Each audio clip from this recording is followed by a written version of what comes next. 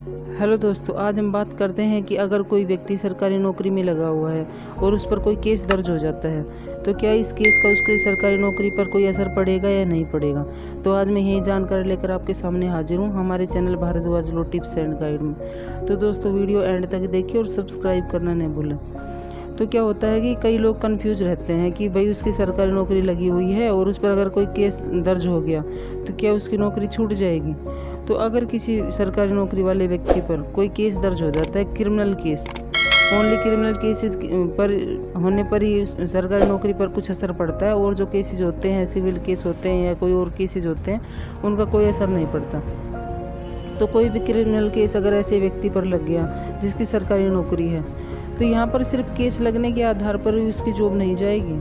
और सपोज करो कि अगर किसी सरकारी नौकरी वाले व्यक्ति पर ऐसा कोई केस लग गया है जिसकी वजह से वह 24 घंटे या 24 घंटे से ज़्यादा भी हो सकते हैं वो जेल में चला गया, तो क्या यहाँ पर 24 घंटे अगर वो जेल में चला गया तो इसके आधार पर नौकरी चली जाएगी? नहीं, ऐसा कुछ नहीं होता। अगर वह व्यक्ति जो सरकारी नौकरी में लगा हुआ है वह 24 घंटे या उससे अधिक जेल में चला गया तो उसके लिए जो उसका डिपार्टमेंट है तो डिपार्टमेंटल कार्रवाई होगी उस पर। तो डिपार्टमेंट ये देखेगा कि वह व्यक्ति जो नौकरी में लगा हुआ है और वो 24 घंटे या उससे ज़्यादा उसमें चला गया है, जेल में चला गया है, तो क्या वह व्यक्ति अपनी जॉब का फ़ायदा उठा सकता है उस व्यक्ति के खिलाफ जिसने उस पर केस किया है?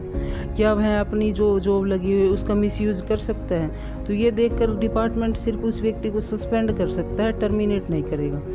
अगर सरकारी नौकरी वाले व्यक्ति कन्विक्शन करना चाहे कोर्ट के अंदर, तो उसमें क्या होता है कि जो प्रोबेशन ऑफेंडर एक्ट है 1958, उसके अंदर जो सेक्शन 12 है उसका लाभ ले सकता है वो जो सरकारी नौकरी में लगा हुआ व्यक्ति है। लेकिन इसमें एक कंडीशन देखी जाएगी, वह व्यक्ति जो कन्विक्शन कर रहा है उसका जो एक्ट है, जो अपराध किया है उसने, वो पहला होना चाहिए, वो हैबिचुअल अपराधी नहीं होना चाहिए। अगर वो हैबिचुअल अपराधी है तो उस पर ये जो कन्विक्शन कर रहा है उसका लाभ उसे नहीं मिलेगा।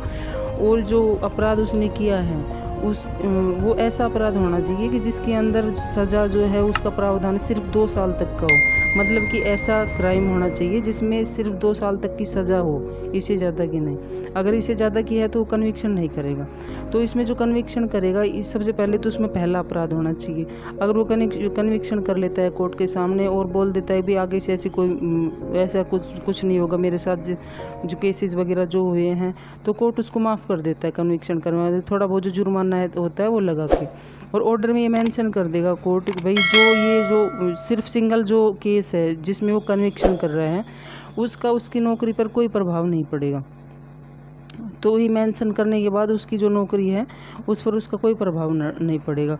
और अगर वह व्यक्ति केस से दोष मुक्त हो जाता है, मतलब सपोज करो कि उस पर केस चल रहा है और उसमें वे दोष मुक्त हो गया, तो उसकी जो सस्पेंड के दौरान उसको जो हाफ सैलरी मिल रही थी, तो जिस टाइम वो दोष मुक्त होता है और जो पीछे जो उसकी हाफ सैलरी मिल रही थी उस टाइम जब वो दोष मुक्त होगा उस टाइम जो पीछे जो जुड़ी हुई सैलरी है उसको सारी मिल जाएगी, बकाया जो भी पीछे की सैलरी थी वो सारी मिल जाएगी। अगर वो वैसे बिगर कन्विक्शन किए अगर केस से दोष मुक्त होता है तो दोस्तों, कैसी लगी आपको मेरी वीडियो? प्लीज़ कमेंट्स बॉक्स में कमेंट्स करें, लाइक करें, सब्सक्राइब करें और बेल आइकन दबाना नहीं भूलें।